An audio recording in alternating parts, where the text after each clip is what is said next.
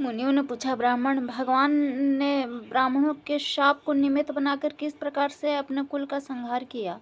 व्यास जी बोले, एक समय की बात है, पिंडारक नाम के महातीर्थ में विश्वामित्र, कर्ण तथा महामुनि नारद पधारे।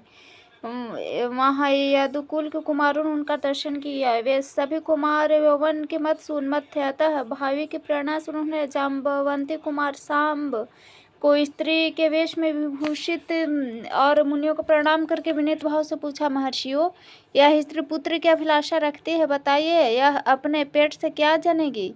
वे महर्षि दिव्य ज्ञान से संपन्न थे, तथापि यदुकुमारों ने उनके साथ छल किया। यह देख उत्तम व्रत का पालन करने वाले उन महर्षियों ने यादवों के नाश के लिए शाप देते हुए कहा, यह स्त्री एक मुसल पैदा करेगी जिससे संपूर्ण यदुकुल का संहार हो जाएगा। उनके योग कहने पर यदु कुमारों ने पुरी में जाकर राजा उग्रसेन को सब हाल सुनाया। शाम के पेट से मुसल पैदा हुआ। उग्रसेन ने उस मुसल के लोहे को कुटवा कर चूर्ण बना दिया और उसे समुद्र में फेंक दिया। वह चूर्ण एक एरका नाम की घास के रूप में उत्पन्न हो गया। मुसल का जो लोहा था उसे चूर्ण कर देने पर भी उसका एक टुकड़ा बचा रह गया। उसे यादवगण किसी प्रकार भी चूर्ण न कर सके। उसकी आकृति तोमर के समान थी।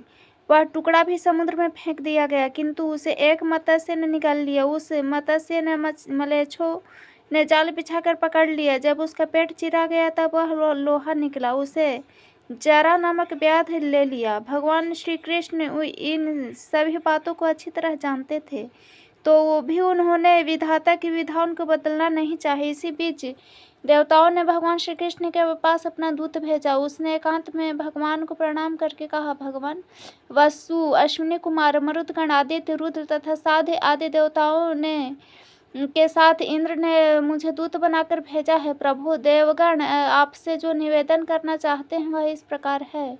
सुनिए, देवताओं के प्रार्थना करने पर आपने जो इस पृथ्वी का भार उतारने के लिए अवतार लिया था उसे आज 100 वर्ष से अधिक हो गए। दुराचारी दैत्य मारे गए, पृथ्वी का भार उतर गया। अब देवता आपसे सनाथ होकर स्वर्ग में निवास करें। जगन्नाथ, यदि आपको स्वीकार हो तो अब अपने परम धाम को पधारे। श्री भगवान बोले, दूत, तुम जो कुछ कहते हो वह सब मैं जानता हूँ, इसलिए मैंने यादवों के संहार का कार्य आरंभ कर दिया है। यदि यदुवंशियों का संहार न हो तो यह पृथ्वी पर बहुत बड़ा भार रह जाएगा। अतः मैं सात रात के भीतर जल्दी ही इस भार को भी उतार डालूंगा।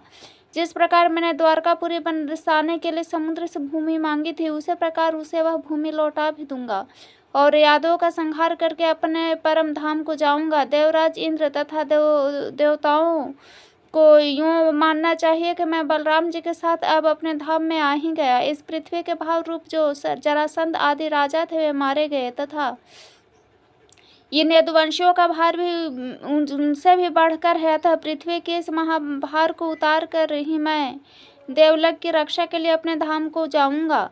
भगवान वासुदेव के कहने पर देवदूत उन्हें प्रणाम करके दिव्य गति से देवराज के समीप चला गया। इधर द्वारकापुरी में दिन रात विनाश के सूचक दिव्य भौम एवं अंतरिक्ष संबंधी उत्पात होते उन्हें देखकर भगवान ने यादवों से कहा, देखो, ये अत्यंत भयंकर महान उत्पात हो रहे हैं। इनकी शांति के लिए हम सब लोग शीघ्र ही प्रभास क्षेत्र में चलें। उस समय महान भगवत भक्त उद्धव जी ने श्रीहरि को प्रणाम करके कहा, भगवान, अब मुझे क्या करना चाहिए, इसके लिए आज्ञा दें। मैं समझता हूँ कि आप इस समय यादव कुल का संहार करना चाहते हैं, क्योंकि मुझे ऐसे निमित्त दिखाई देते हैं जो इस कुल के विनाश की सूचना देने वाले हैं। श्री भगवान बोले, उद्धव, तुम मेरी कृपा से प्राप्त हुई दिव्य गति के द्वारा गंधमादन पर्वत पर परम पवित्र बद्रिका अष्टम तीर्थ चले जाओ। वह श्री नर नारायण का स्थान है।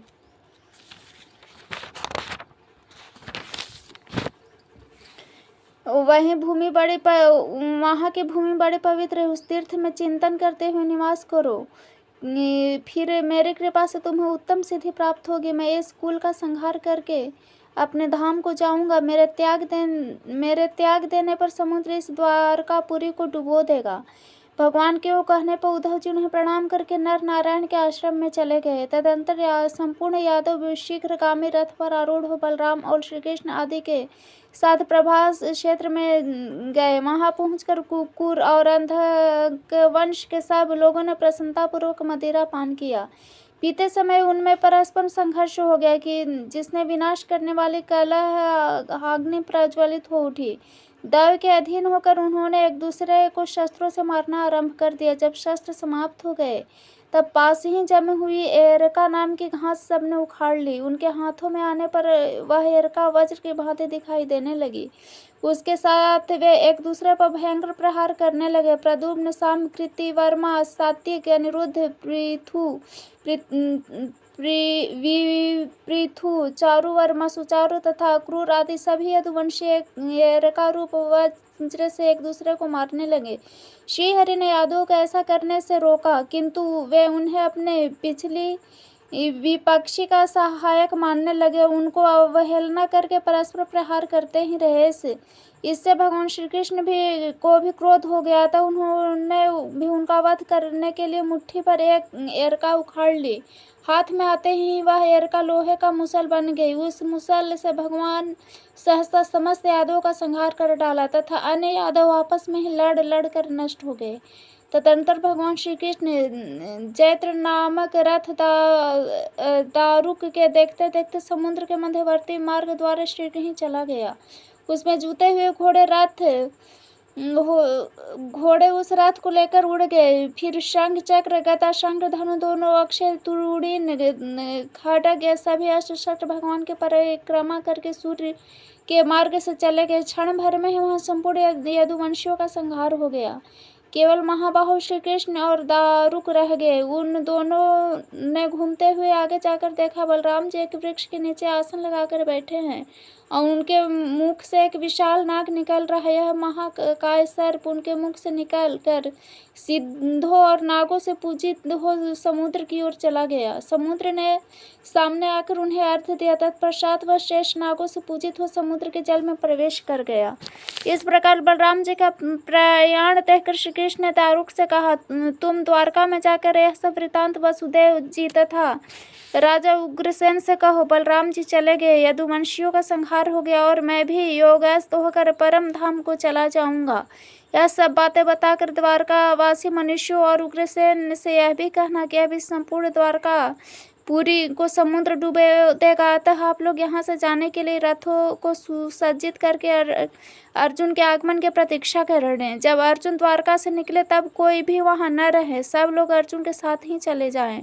दारुक, तुम कुंती नंदन अर्जुन से भी जाकर मेरी ये बातें कहो। द्वारका में जो मेरी स्त्रियां हैं उनकी वे यथाशक्ति रक्षा करे। यह कहकर अर्जुन को साथ ले तुम द्वारका में आना और सबको बाहर निकाल ले जाना। अब यदुकुल में अनिरुद्ध कुमार व्रजनाभ राजा होंगे। यह सुनकर दारुक ने भगवान श्री कृष्ण को बार बार प्रणाम किया और अनेक बार उनकी परिक्रमा करके वह उनके कथानुसार वहां से चला गया। उसने जाकर भगवान की आज्ञा के अनुसार सब कार्य किया। वह अर्जुन को द्वारका में बुला ले आया और महाबुद्धिमान वज्र को यदुवंशियों का राजा बनाया। उधर भगवान श्री कृष्ण ने वासुदेव स्वरूप परम ब्रह्म को अपने आत्मा में आरोपित करके संपूर्ण भूतों में उनके व्याप्त होने की धारणा की और योग युक्त होकर अपने एक पैर दूसरे पैर के घुटने पर रखकर बैठे। वे ब्राह्मण दुर्वासा के वचन का मान रखना चाहते थे। उसी समय जरा नाम का व्याध उस ओर आ निकला। उसने मुसल से बचे हुए लोह खंड का बाण बनाकर उसे धारण कर रखा था। भगवान का चरण उसे मृग के आकार के दिखाई दिया। उसे देखकर वह खड़ा हो गया और उसी तोमर से उसने भगवान के पैर को बिंध डाला। जब वह उनके समीप गया तब वे उसे चार भुजाधारी मनुष्य के रूप में दृष्टि गोचर हुए। भगवान को देखते ही वह उसके चरणों में पड़ गया और बार बार कहने लगा, प्रभु प्रसन्न हुई, मैंने अनजाने में ही हरिण के धोखे से यह अपराध किया है, तो क्षमा कीजिए।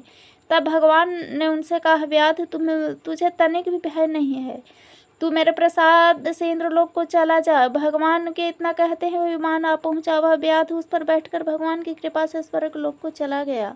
उसके चले जाने पर भगवान श्री कृष्ण ने त्रिविध गति को पार कर अपने आत्मा को अव्यय, अचिंत्य, अमल, अजन्मा, अजय, अविनाशी, अप्रमेय, अखिलात्मा एवं ब्रह्मभूत अपने ही वासुदेव स्वरूप में लीन कर लिया।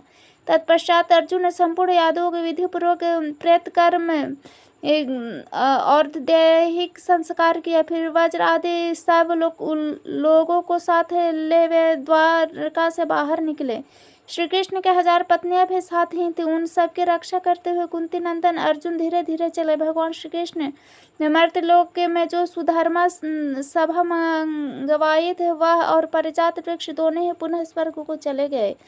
श्री हरि जिस दिन इस पृथ्वी को छोड़कर अपने धाम को पधारे उसी दिन यह मलिन काय कलयुग भूतल पर प्रकट हुआ। समुद्र ने मनुष्यों से शून्य द्वारका को डुबो दिया। केवल भगवान श्री कृष्ण का मंदिर वह अब भी नहीं डूबाता। वह भगवान श्री कृष्ण नित्य विराजमान रहते हैं।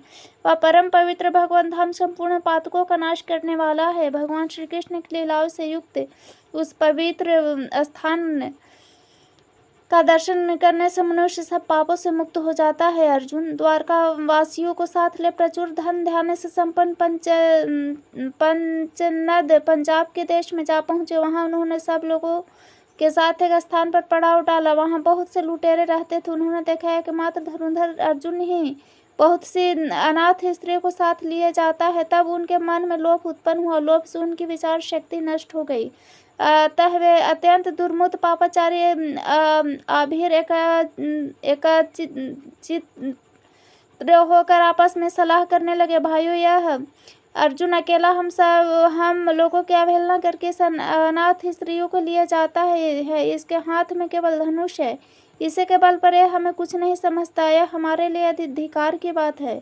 तुम सब लोग बल लगाओ। ऐसा निश्चय करके लाठी ढेले चलाने वाला डाकू हजारों संख्या में उन स्त्रियों पर टूट पड़े। यह देख कुंती नंदन अर्जुन ने उनका उपहास सा करते हुए कहा, ओ पापी, यदि तुम्हारी मरने की इच्छा न हो तो लौट जाओ।